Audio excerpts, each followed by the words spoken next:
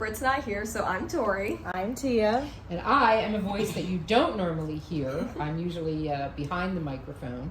But my name is Rose Emily, and we are here in the Words Matter bookstore, where we've been hanging out for, I guess, about the last month, you think? I'd say, yeah. Okay, and today we are going to talk about sharks, everybody's favorite summer topic. I feel like I'm being interviewed right now because you can't see on the video, but Rose Emily is across from us at the table, so it kind of feels like Tia and I are being interviewed. Or we're interviewing Or maybe you. we're interviewing Maybe, Rose Emily. yes. Well, I'm So not what do you know about these shark attacks? So, I know that the shark attack in Manasquan in 1910, I think it was, I forget, long time ago, when people first started to go into the water, swimming wasn't really a thing before then. And it happened up north in Manasquan, I think. And crazy, my ex-husband used to swim there. Well, not my ex-husband. He's dead, so he is ex. But we weren't divorced. Anyway, that's a whole other story. But he used to tell us they still have signs to beware of bull sharks, because apparently bull sharks are the only shark that can do freshwater and saltwater. Yes. Yeah. So they would swim way up. And where the original shark attack was like almost a mile inlet.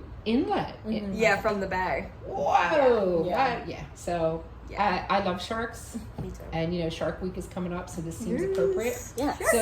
So there we go. How many years of Shark Week been on now? Like 32. I was gonna Yeah. say, I feel like it's at least 20. Mm-hmm. Yeah, I think My entire life there's been Shark Week. Shark. Yeah, Oh, yeah. I think I read someplace that it's like, I'm gonna look it up, but I think I read someplace that it was like 32 years or something like that, which That is makes crazy. sense. Yeah. So there you go. You have all my knowledge on sharks now. I don't go in the Alright. ocean because I don't like sharks and they can't get me if I'm on land. Exactly. Yeah, exactly. I was Yeah. gonna say, I don't know if I assume they're the same shark attacks, but there's the 1916 shark attacks, which is what inspired Peter Benchley to write the novel Jaws, and which also then inspired the cult classic Jaws in 1975. Like Rose Emily was saying, people didn't really swim in the ocean because it wasn't like, I don't know if it wasn't hot enough or people just didn't think to go in the ocean, but it was during a heat wave in July of 1916 that people decided to go swim in the ocean, and they didn't really think much of sharks. Like that wasn't like a fear, that wasn't a thing, because prior to this there were no at least recorded shark attacks that were like famous enough that we know much about them. Did they even really believe in sharks? Didn't Probably they think sharks not. were like They- mythological sea creatures? So- Probably. Yeah, so they were aware of sharks. There's like a whole history that I found that in like the mid-1700s, sharks were initially considered amphibians. Ooh. Yeah, whole thing. So land sharks, so they could get me? There's a whole beer dedicated to According- land sharks, in the so maybe. in the Uh-oh. 1750s, maybe. Or But- you can have Sharknado. Exactly. Do I look like Tara Reid? But yeah, people were like aware of sharks, but were like, yeah, they're timid, they don't care for humans, they're in their space, we're in our space.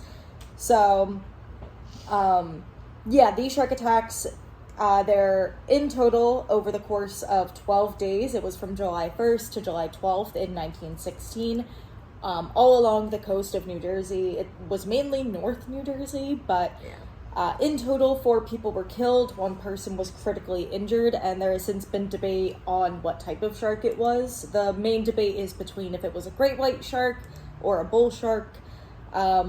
More scholars recently have been turning towards bull sharks just because they have a more aggressive and territorial nature, and also, like Rose Emily mentioned, they can live in freshwater and saltwater, and they dwell in shallow waters. I saw something with bull sharks about them traveling like a certain distance up the Mississippi River. That's insane to me. That's wild. That's terrifying. But yeah, so it's really interesting because I assumed that as long as there have been sharks and humans existing in the world, there has always been a fear of sharks. Yeah. But we were talking about this off the air a little bit, and it kind of makes sense in the fact that people weren't swimming in the ocean too much before that, so there wasn't really much anything to be scared of. Yeah. But after the first shark attack, scientists were coming out and were like, hey, don't freak out about this. The shark was trying to attack a dog, not a person. Like, people aren't in danger of sharks. They're good. They're just curious, which I thought was awesome. Like, Yeah. because I feel... Give sharks justice. Exactly. Because I definitely in the past 10 to 20 years, we've seen people gain more sympathy towards sharks, I feel like. Yeah. And being like, they're just kind of stupid. Like, they Yeah. don't know. They're figuring it out. That's the thing about sharks, and they say this in the book, because I reread the book recently. I love the book. It's definitely written in its time. It's from, like, the 1960s, so take that with a grain of salt. But, because there's, like, inappropriate language and, like, other themes that would not fly today, basically. But it's a well-written story. It's a good novel. But, like, one of the characters in the book, who also is in the movie, literally talks about how sharks are just creatures of habit. They don't think. Like, they don't have malicious thought to attack somebody. They feel vibrations in the water, and based on their instincts, go after the vibrations because they assume it's food. They assume it's a fish in distress, and that's why they go take a bite out of usually a person, because they're making these, like, vibrations and stuff. So they are testing to see if you're food, pretty much, and they don't seek humans out with this malicious intent to kill them. I mean, and if you think about it, we're home invaders. Oh yeah, we're going Like, into their environment, their biome. Someone comes Yes. into your house, are you not going to defend your home? Yes. Exactly. So this is something that came up that it just says so much about humans and how ridiculous we are. So initially we were like, oh,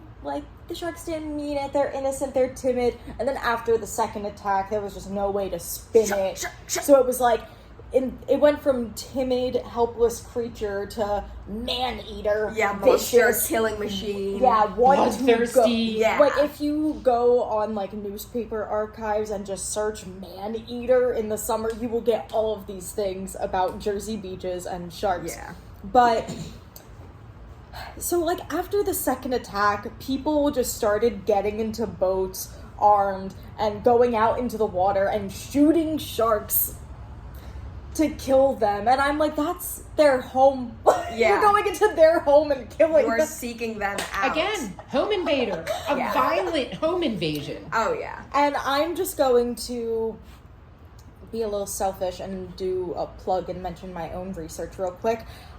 Because based on the Wikipedia article, at least, this armed hunting of the sharks is called the largest scale animal hunt in history.